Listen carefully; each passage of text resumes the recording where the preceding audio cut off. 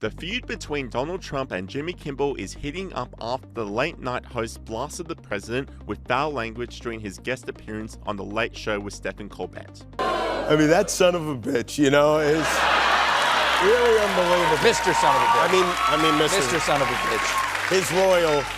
Yes, yeah, no, I never imagined that we'd ever have a president like this, and I hope we don't ever have another president like this again. I mean,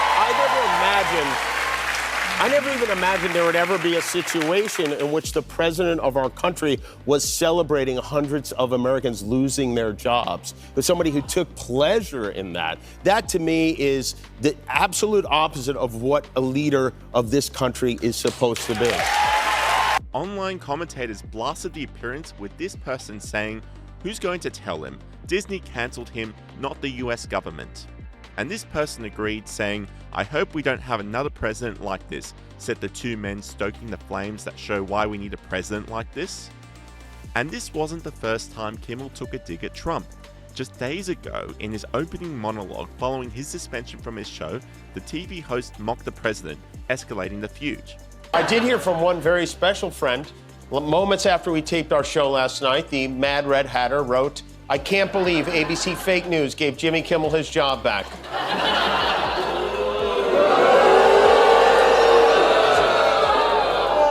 You can't believe they gave me my job back. I can't believe we gave you your job back. Or even. And there's more. The White House was told by ABC that his show was canceled. No, they weren't. Something happened between then and now because his audience is gone and his talent was never there. That I can't argue with. Shut the up. Jimmy Kimmel has been under fire for the past few weeks following offensive comments following the death of political commentator Charlie Kirk. Commentator Benny Johnson slammed the late-night host, saying he doesn't buy his crocodile tears. Is a filthy liar. Not only did he lie about who killed Charlie Kirk, saying that it was the MAGA movement that did it, but he also lied when he came back to TV by weeping and crying and blubbering on his knees. He literally sobbed the entire 20-minute monologue.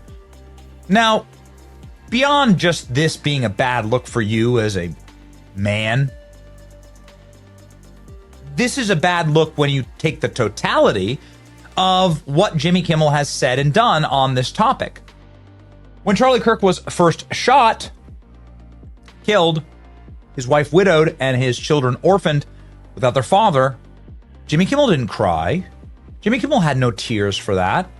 Jimmy Kimmel used that as an opportunity to attack Charlie and his movement. And it seems Kimmel's audience isn't as forgiving as his employer, with a short ratings spike quickly being demolished after his first episode post-suspension aired.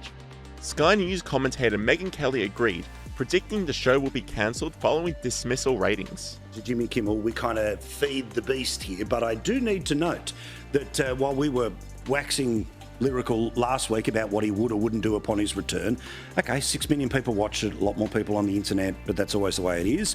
Well, guess what? The audience has completely evaporated. Back down to about 2 million. He will inevitably go back to where he was, sub that number. Geez, what a giant surprise, Megyn, that eventually they just go, yeah, he's still the same guy we weren't watching 2 weeks ago. Totally. That's exactly right. So, yeah, it's still a little inflated versus where his norm is. And that those numbers will be shaved down further as people realize, oh, he hasn't changed at all.